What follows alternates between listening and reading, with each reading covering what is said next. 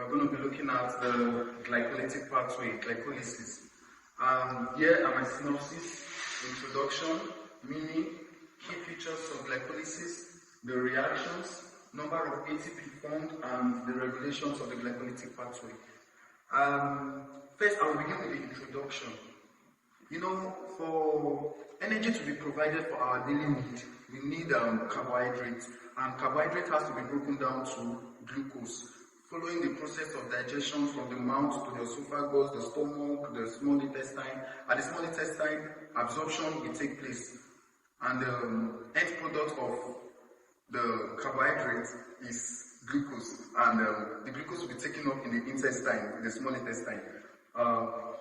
This glucose is transported to different areas and different tissues in the body for function, for energy generation, for glycolysis to occur in order to provide energy. Okay, and these different areas where they are being transported to have various transporters that help to transport glucose into them. Okay, for example, we have the red blood cell, we have the fetus, we have the brain. Let me start with this.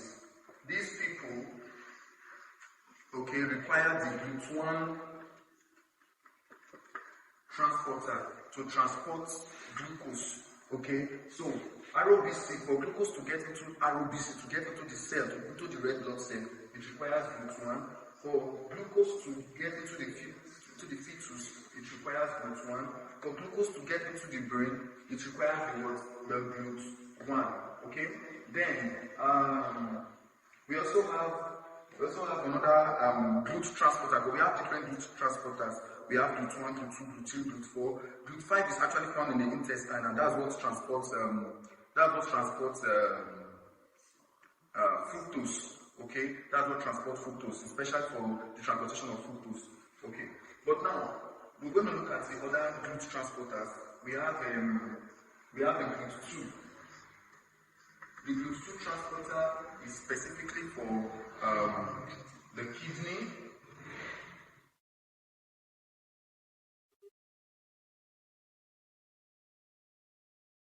the liver, then the pancreas.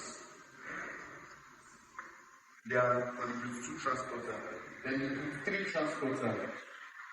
The GLUT3 transporter requires the placenta. The GLUT3 transporter. Placenta requires the GLUT3 transporter. Neurons require the GLUT3 transporter. Then we also have kidney. Yes, kidney. So if you check, you discover that GLUT2 transporters are found in the kidney. GLUT3 transporters are also found in the kidney. Then look at the GLUT4 transporter. The GLUT4 transporter, we have the muscle tissues. They are found in the muscle tissues. GLUT4 transporter is also found in the adipocytes. Okay? These are some GLUT transporters that transport glucose to different areas or different cells and tissues for generation of energy. Okay? Now, let's look at the meaning of glycolysis. What is glycolysis? Glycolysis is actually a series of reactions or pathway that helps to break down glucose, okay, into pyruvate. So it is a series of reactions that helps to break down glucose into what? Pyruvate. This glycolytic pathway or glycolysis can also be called the ending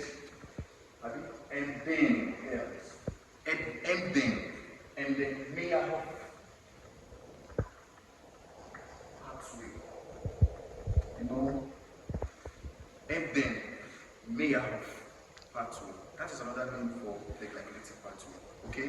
Now, we've talked about the meaning of the glycolytic or the meaning of glycolysis. Now we'll go to the next step, which is the key features of glycolysis. Key features of glycolysis.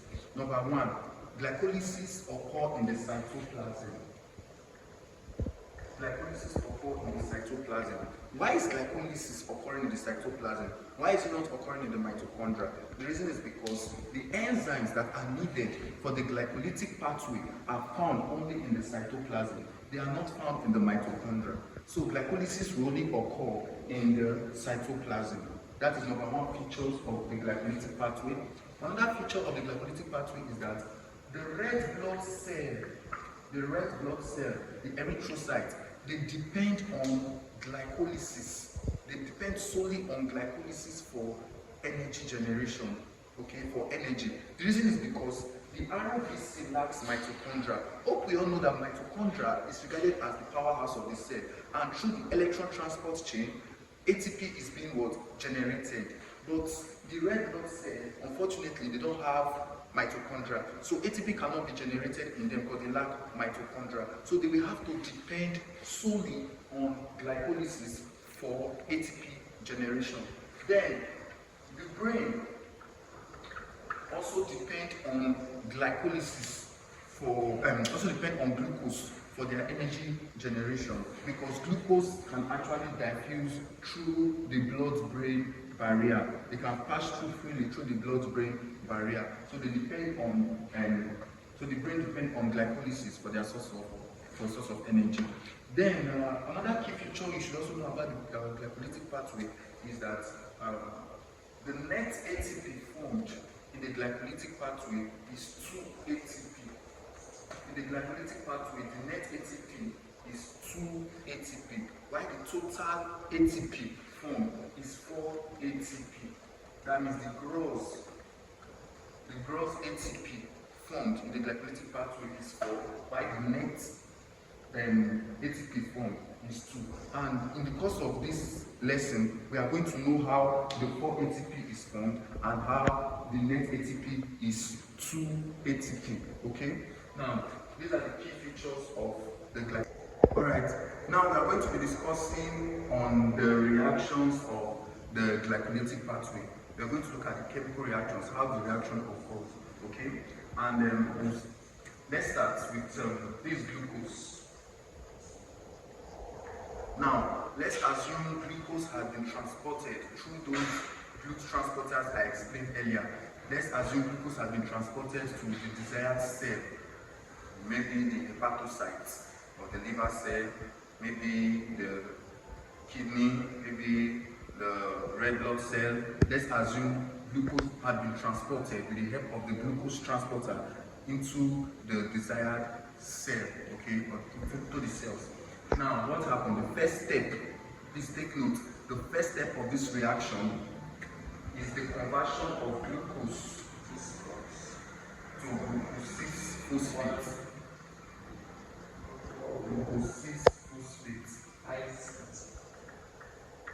The conversion of glucose to glucose 6-phosphate. Okay? Now, glucose is converted to glucose 6-phosphate with the help of Hexokinase or Glycokinase.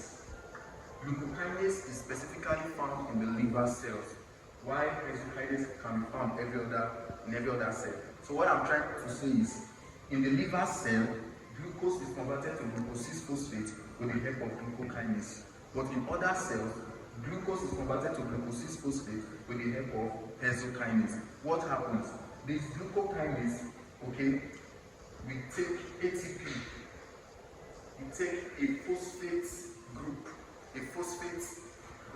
from ATP, okay, we add it to the glucose, and at the end of the day, ATP will be formed.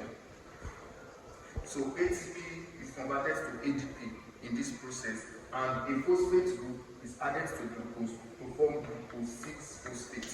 Why is it called glucose 6-phosphate? Why 6? Because the phosphate group that was removed from the ATP was added to the 6th carbon atom in the glucose molecule, the glucose compound. Okay? Now, this is ATP. ATP means adenosine triphosphate, meaning adenosine 3-phosphate. So, hexokinase will take 1 phosphate out of the 3 phosphates and add it to the glucose in the 6th carbon to form glucose 6-phosphate. Then, since one phosphate has been removed from the 3 phosphates, it will remain 2 phosphates, which is di. So ATP is converted to what? ADP. And this cannot, enzymes or glycokinase cannot carry out this action except with the help of a cofactor called the Mg2+. Okay, Mg2+. This is a cofactor of the enzyme. Now we go to the next step. Glucose-6-phosphate is then converted to fructose 6-phosphate with the help of an enzyme called Phosphohexoisomerase. Okay, phosphohexoisomerase. We convert glucose 6-phosphate to fructose 6-phosphate. That is an isomerism will occur, and glucose 6-phosphate will be converted to fructose 6-phosphate. Then, first of all, there is something I will tell you about the first reaction. The first reaction from glucose 6-phosphate, from glucose to glucose 6-phosphate, is an irreversible reaction.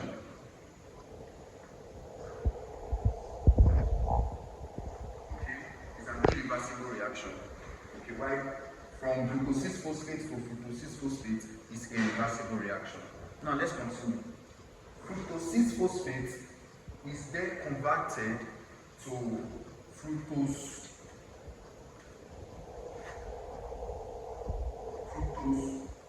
1,6-bisphosphate.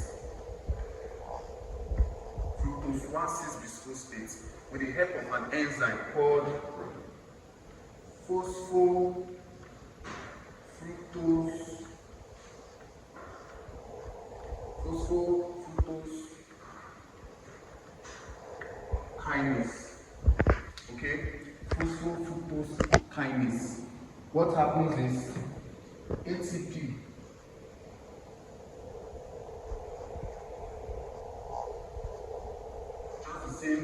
just exactly what happened in this stage.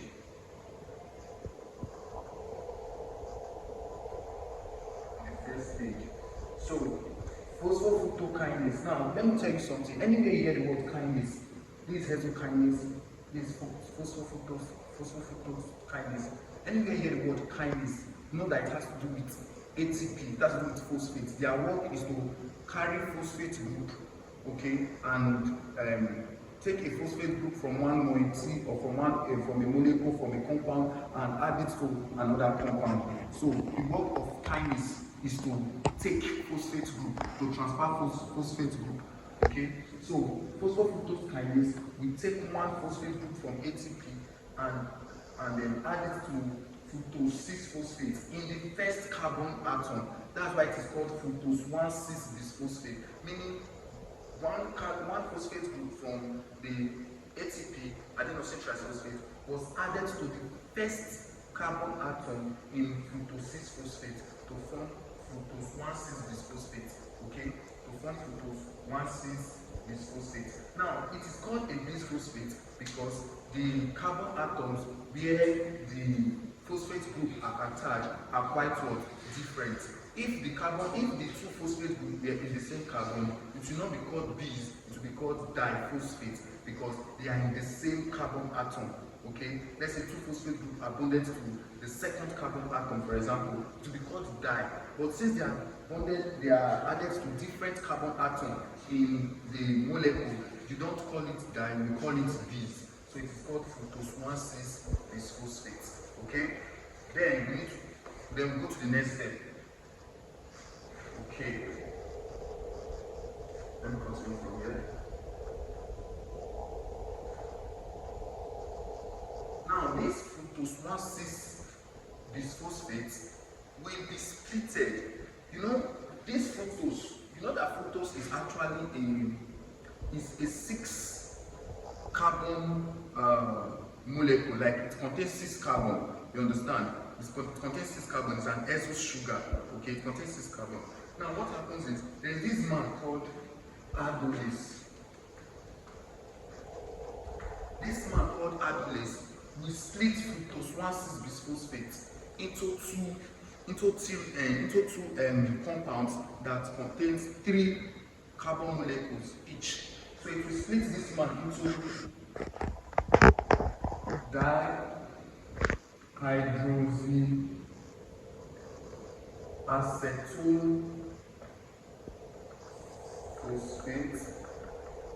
dihydroxyacetone phosphate, and glyceraldehyde triphosphate. So Adolis will split fructose 1,6-bisphosphate into dihydroxyacetone phosphate and glyceraldehyde triphosphate.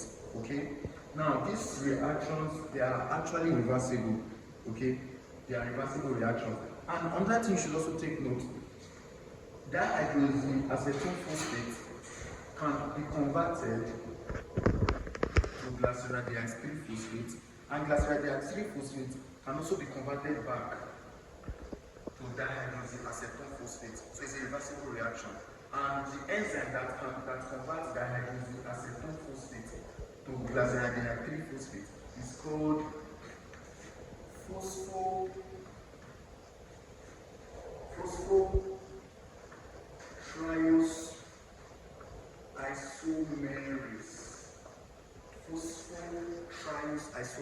So phosphofructokinase will convert dihydroxyacetone phosphate to glyceraldehyde triphosphate. Now, we'll continue the pathway. Glyceraldehyde triphosphate will undergo what we call oxidative phosphorylation. What is oxidative phosphorylation? That means oxidation will occur, phosphorylation will also occur. Now, this is the oxidative phosphorylation we are talking about. Glyceraldehyde triphosphate will be converted to 1,3-bisphosphoglycerate. 1,3-bisphosphoglycerate. Okay? By what enzyme? I'm going to abbreviate this, but it's called glyceraldehyde 3-phosphate dehydrogenase. Glyceraldehyde 3-phosphate dehydrogenase. Okay? Now, what this man will do? This man will add organic phosphate to glyceraldehyde 3-phosphate. I miss inorganic phosphate rather. If we add inorganic phosphate to glyceraldehyde 3-phosphate in the first carbon atom to form 1,3-bisphosphoglycerate. And apart from that, because it is a dehydrogenase, what is a dehydrogenase? Dehydrogenase is an enzyme that removes hydrogen from a compound. Simply put, removes hydrogen from a compound. And based on our knowledge of chemistry, we all know that removal of hydrogen is oxidation. Now, what happens is this man will remove hydrogen from this compound. When it removes hydrogen from this compound, NAD plus will be reduced to give us NADH plus H. Okay, so NAD plus will be reduced to NADH plus H plus. So this man will take hydrogen from here, add it to NAD plus to form NADH plus H plus. Okay, so that is an oxidation reaction has just occurred here. So there is a phosphorylation, addition of inorganic phosphate, and at the same time there is an oxidation reaction by removal of hydrogen from here, then adding the hydrogen to NAD plus to form NADH. Now this NADH can actually enter NADH. Let's just leave it that way. Yeah, NADH. Yeah. Then this is 1,3-bisphosphoglycerate. 1,3-bisphosphoglycerate will be converted to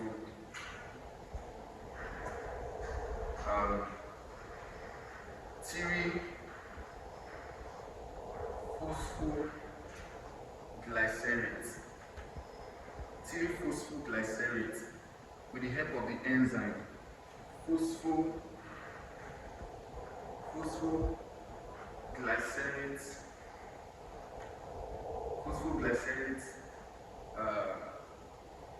kinase. Phosphoglycerate kinase. Okay, 1,3 is phosphoglycerate. The phosphoglycerate kinase is what we act on this. What will this man do? This man will take one phosphate group from here, which is the phosphate group on the first carbon atom. This man will add it to ADP. When it adds to ADP, it will form what? ATP. So phosphoglycerate kinase, they carry phosphate group from 1,3 phosphoglycerate, add it to ADP to form ATP. Now, if you check in the beginning of the reaction, ATP was converted to ADP. Okay, we used up ATP in the first stage, but now in this stage we are now making ATP back, like trying to get back our ATP. Now, ADP is converted to what? ATP with the help of what? Phosphoglycerate kinase. It now form 3 phosphoglycerate. Now, the next step, 3 phosphoglycerate is converted to what? 2 phosphoglycerate. 3 phosphoglycerate is converted to what? 2 phosphoglycerate with the help of what? Phosphoglycerate mutase. Phosphoglycerate mutase. Okay? So 3 phosphoglycerate is converted to 2 phosphoglycerate mutase. That is the phosphate group. This phospho is a phosphate group on the 3rd carbon. That's why it's called 3 phospho. Okay? But now, phosphoglycerate mutase is taking the phosphate group that is in the 3rd carbon, is pushing it to the 2nd carbon. So that is mutase. That's the work of the mutase here. So phosphoglycerate mutase, we convert 3 phosphoglycerate to 2 phosphoglycerate. Okay? Now, we'll continue from here. The 2 phosphoglycerate will furtherly be converted to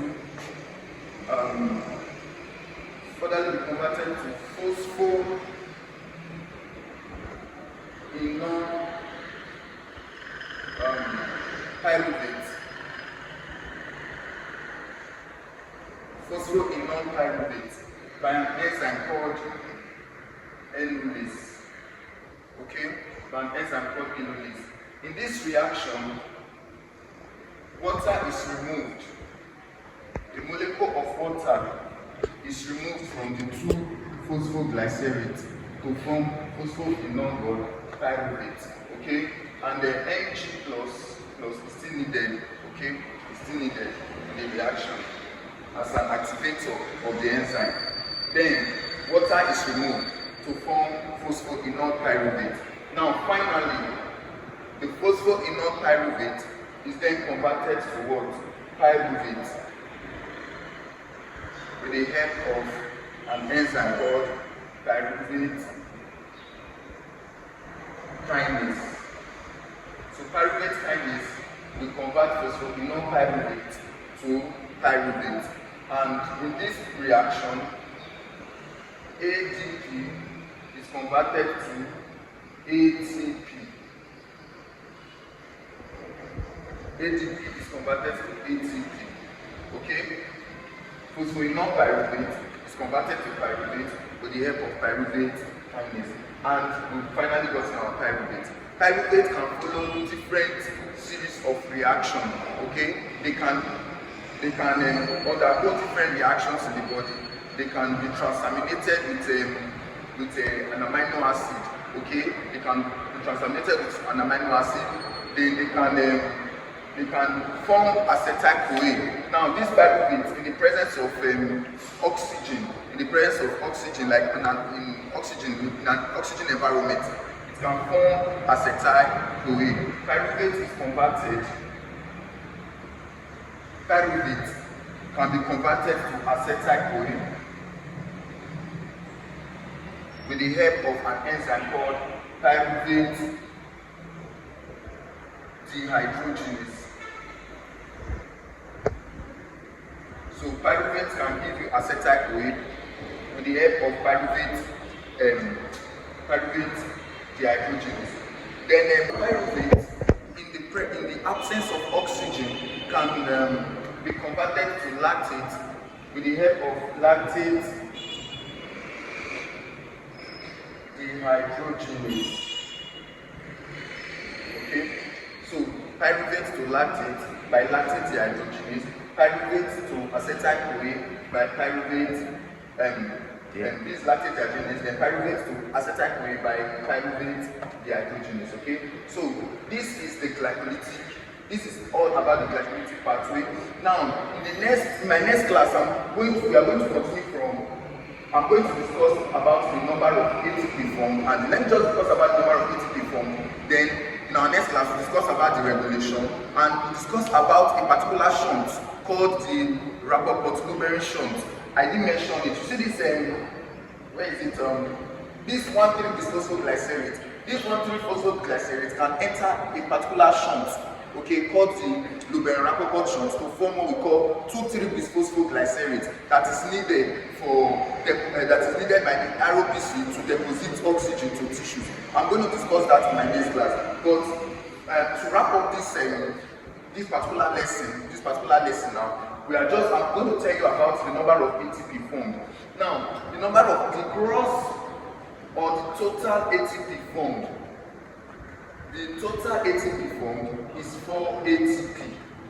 Total ATP formed is 4 ATP. How is it 4 ATP? ATP is formed here, 1. ATP is formed here, 2. Now, how is it 4? Remember that in this reaction, the fructose-1,6-bisphosphate was divided or was split to give us the acetone phosphate and glyceraldehyde 3-phosphate.